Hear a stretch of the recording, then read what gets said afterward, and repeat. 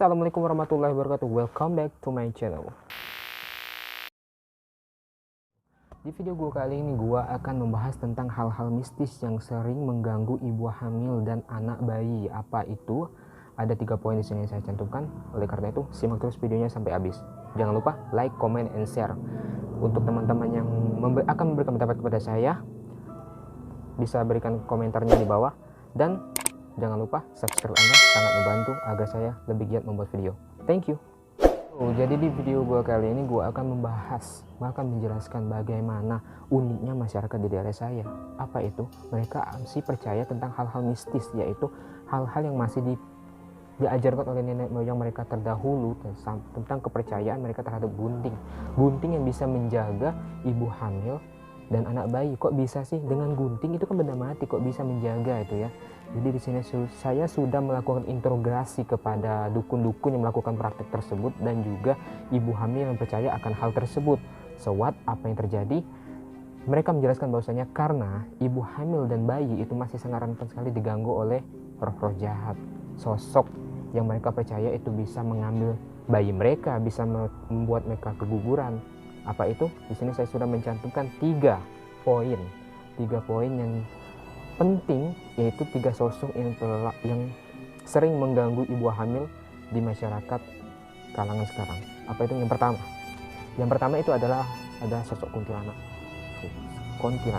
Yes, kuntilanak adalah sosok wanita yang meninggal karena dalam keadaan mengandung. Jelaskan dari cerita tersebut, wajar jika dia itu mengganggu anak kecil, bahkan ibu hamil. Jadi sangat wajar sekali. Jadi di sini konon ceritanya, mengapa dia mengganggu ibu hamil bahkan anak bayi? Anak bayi itu dianggapnya seperti anaknya. Jadi dia tuh ada kerasa hasrat ingin mengambil tersebut. Jadi di sini masyarakat di sini sangat percaya untuk mengantisipasi tersebut, untuk menghalangi aksi dari kuntilanak tersebut, mereka itu mendekatkan diri mereka itu dengan gunting, cermin, sapu lidi, bahkan hal-hal benda-benda tajam yang lainnya seperti jarum maupun peniti. Mengapa demikian? I don't know. Mengapa? Harusnya kan mereka sih berdoa kan? Harusnya mereka tuh berdoa kepada Yang Maha Kuasa untuk mohon perlindungan. Tapi mereka tuh lebih percaya dengan hal-hal yang begitu. So, yang pertama, gunting dengan jarum, peniti, hal-hal yang benda tajam. Saya nggak tahu tuh gimana kronologisnya kok bisa itu si kuntilanak takut sama itu. Dan yang kedua itu cermin ini konon ceritanya karena kuntilanak semasa hidupnya itu merupakan wanita yang berparas cantik, sehingga ketika dia melihat cermin, ketika dia sudah menjadi kuntilanak dia itu akan kaget hingga akan takut dan lari. Yang ketiga itu ada sapu lidi.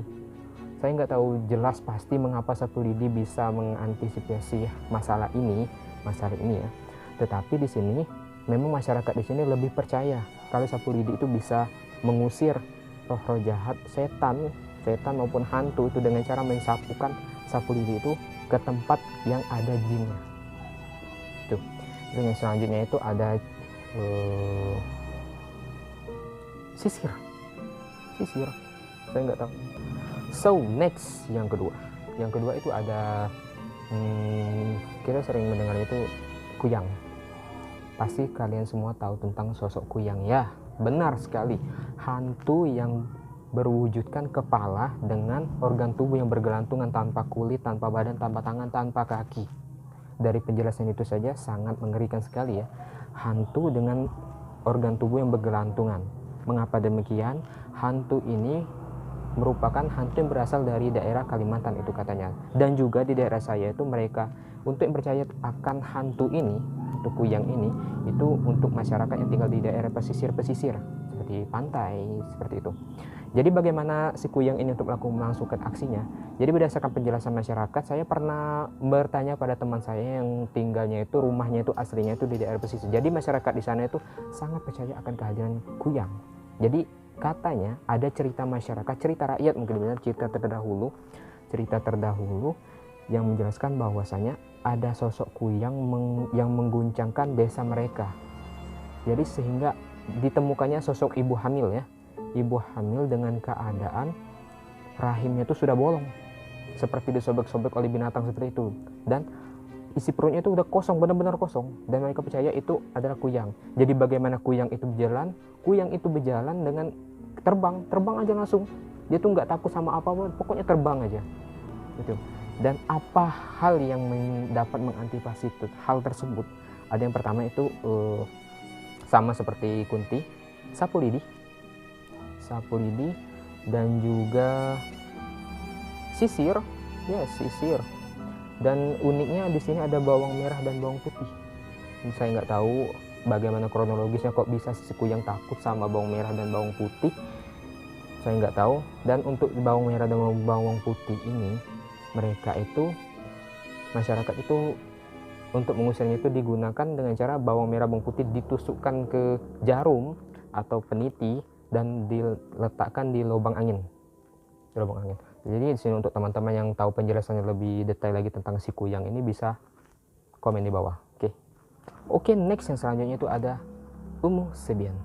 Kalau dari namanya sih kayaknya bukan jin ya atau bukan hantu. Soalnya bagus banget tuh nama Ummu Sebyan. Sedangkan nama orang aja ada yang nyeleneh kan. Tapi di sini jika saya gambarkan bagaimana sosok dari Ummu Sebyan ini, tentunya kalian akan langsung tercengang. Gimana sih? Gitu. Jadi Ummu Sebyan ini saya sempat searching di internet ya. Ummu Sebyan ini merupakan sosok yang memiliki mata bulat besar kayak cicak, dan jin ini juga bertempatkan di atap kayak cicak ya. Jin juga suka berada di sudut-sudut seperti itu. Jadi bagaimana aksi dari Ummu Sebyan ini? Jadi kalau anak bayi atau anak yang masih bisa melihat hal-hal yang gaib ya, itu mereka kalau mengalami gangguan dari Ummu Sebyan ini, matanya itu akan melotot terbelolok ke atap, ke atas, dan ke sudut tertentu dengan keadaan gigi yang menggigil kayak kedinginan gitu, dan juga dengan panas, demam yang sangat tinggi. Dan uniknya ada waktu tertentu jika jin Ummu Sebyan ini mengganggu anak kalian, itu pada waktu setelah asar hingga maghrib. Jadi ada alasan kan mengapa orang tua kita terdahulu, sampai orang tua kita juga sekarang sering melarang anaknya itu untuk bermain pada waktu maghrib dan juga harus pulang. Jadi ada alasan, memang sudah diterangkan bahwasanya pada waktu itu jin-jin atau setan-setan akan keluar, memang ada penjelasannya. Dan untuk mengusir atau untuk menangkal dari Ummu Sebyan ini, Islam mengajarkan kita untuk tentunya sangat berdoa terus kepada Allah Subhanahu wa taala, dan yang selanjutnya itu membaca 3 qul, Al-Ikhlas, An-Nas, dan Al-Falaq. Membaca surat ini dengan membalikkan anak tersebut, memalingkan pandangan anak tersebut dari pandangan yang membuatnya terberolok tadi, membalingkan. Seperti itu. Oke, jadi itulah penjelasan tentang hal-hal mistis yang sering mengganggu ibu hamil dan anak bayi. Jadi untuk kawan-kawan yang tahu hal yang lebih luas lagi tentang hal seperti itu, bisa komen di bawah, bisa beri saya masukan. Tentunya saya akan sangat berterima kasih, dan saya akan mempelajari itu lebih dalam lagi. Dan untuk kita umat muslim tentunya jangan lupa banyak-banyak berdoa, mohon perlindungan kepada Allah, dan banyak-banyak membaca ta'awudz, a'udzubillahi minasyaitonirrajim. Itu merupakan bacaan untuk memohon perlindungan kepada Allah. Bahwasanya jika kita selalu berdoa dan memohon pertolongan kepada Allah, tidak perlu sapu lidi, tidak perlu hal-hal yang lainnya, Allah pasti akan menyelamatkan kita. Dan percaya tidak ada hal yang bisa mengalahkan kekuatan Allah Subhanahu wa taala. Masalah atau kuyang dan kuntilanak dan hantu-hantu lain sebagainya, wallahu a'lam bishawab, saya tidak tahu kebenarannya ada atau tidak, tapi itulah yang dipercaya oleh masyarakat zaman sekarang, bahkan sekarang pun masih dipercaya. Kalian bisa tanyakan saja kepada orang-orang terdahulu, pasti ini terdengar oleh telinga mereka dan akan disampaikan kepada mereka jika kalian bertanya tentang hal itu. Oke, sekian dari saya, itu saja yang dapat saya sampaikan. Jika ada teman-teman yang bisa memberikan saya masukan, silakan tulis di kolom komentar, dan jangan lupa like, comment, and share. Bye bye. Wassalamualaikum warahmatullahi wabarakatuh.